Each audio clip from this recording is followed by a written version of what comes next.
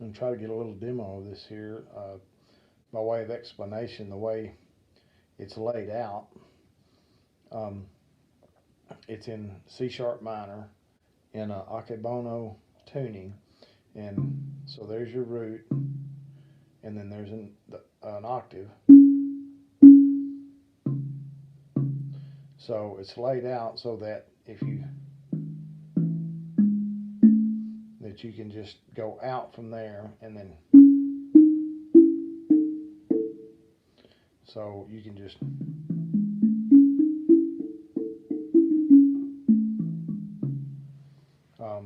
and the way I understand a lot of Japanese music is it kind of moves up and down the scale anyway, so I wanted to lay it out where that would be an easy thing to do, um,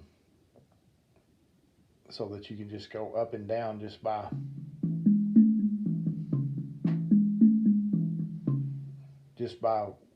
one after another, and it's just really easy to do. I'm not a tongue drum player.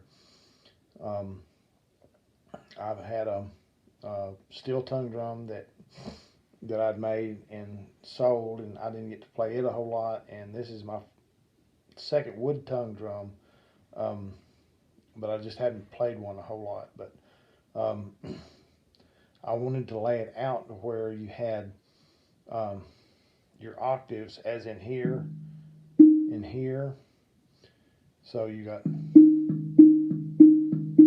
then you got octaves here and here. Then you've got octaves here and here. And then you've got an octave here and here. And then you've got an octave here and here. So with 10 notes, it's a pentatonic scale, and so you've got an octave that matches each note. Here, you got an octave for each one of those. In that way. But the way it's laid out, you can move in or out of the scale. You can stay in order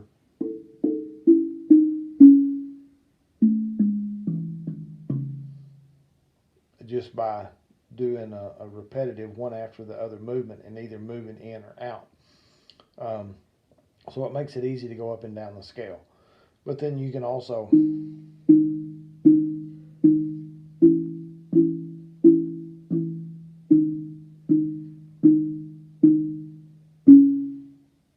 and then you can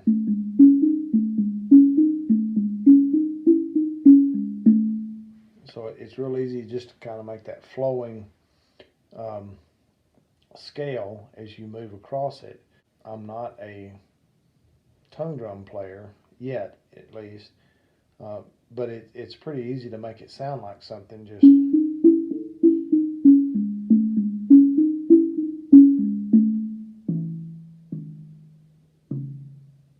and I'll turn it up here so that you can see. And I'm trying to remember which notes are which, but you start out with C sharp minor, and then you've got a I should have written the notes down. You've got a D sharp, and then you have an E, and then you've got a G sharp, and then you've got an A. And it's rattling because the table itself is rattling. It's amazing how much these things resonate. So you've got a C sharp, a D sharp, an E, a G sharp, and an A. And then you got the same thing here. Here you got an A and G sharp, and then you've got an E, and then you've got a D sharp and a C sharp.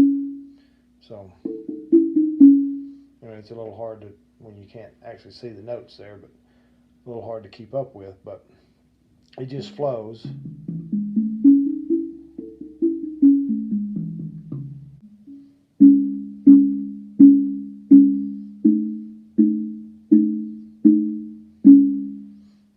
So you get kind of like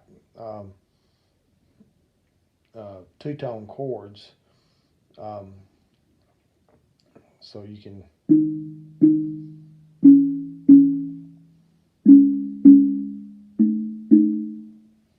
and some will sound a little dissonant with each other, but most of them sound pretty good. So those sound a little bit dissonant. You may not want to play those together, but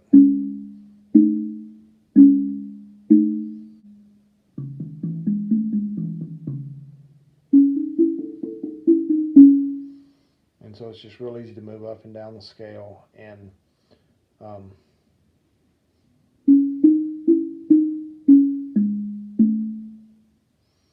just kind of anything that you play,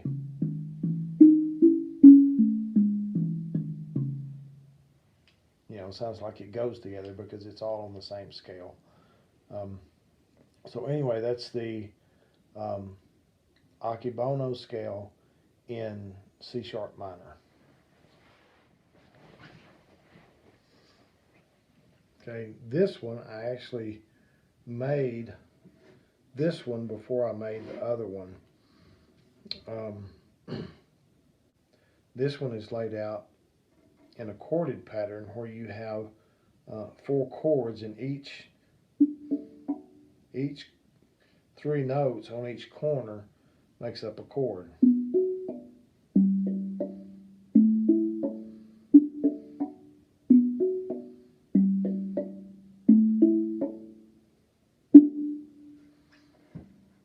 So what you actually have is, now this is in D major, so you have a D, you have a B minor, you have a G, and you have an A.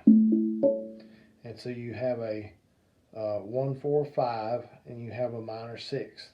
And that's going to make up a huge part of your songs in the last 30, 40 years.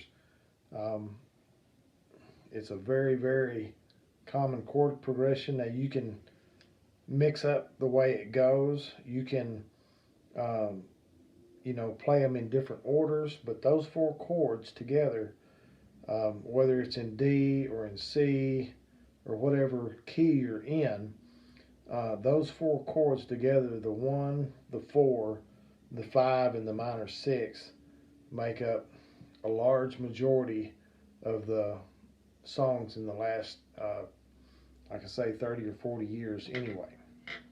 And just to show you right quick, you can also play with your hands.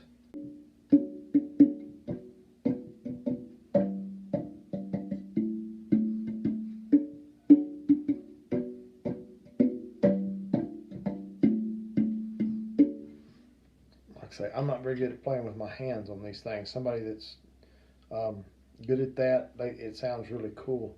And you can do rhythms and stuff like that. I'm not that good yet. But so again, you have D, you have B minor, you have G major, you have A major.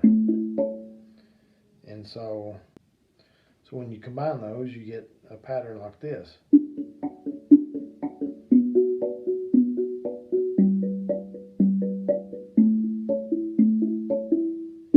So you've got just a root fifth if you want to just play that, and it sounds like the major chord or the minor chord because you don't have the third in there to color your chord.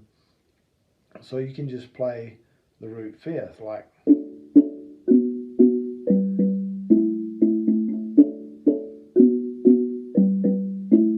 So that sounds good too, and you can mix it up. You can go, or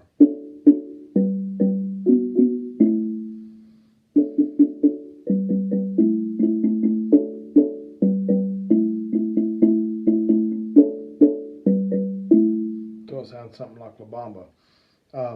So you can mix these up in different orders, and you can play the whole chord, or you can just play part of the chord.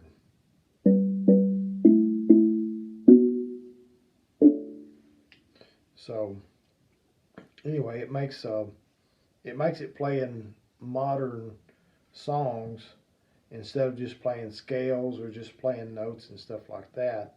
It makes it where you can actually play modern chord progressions, and it sounds really good.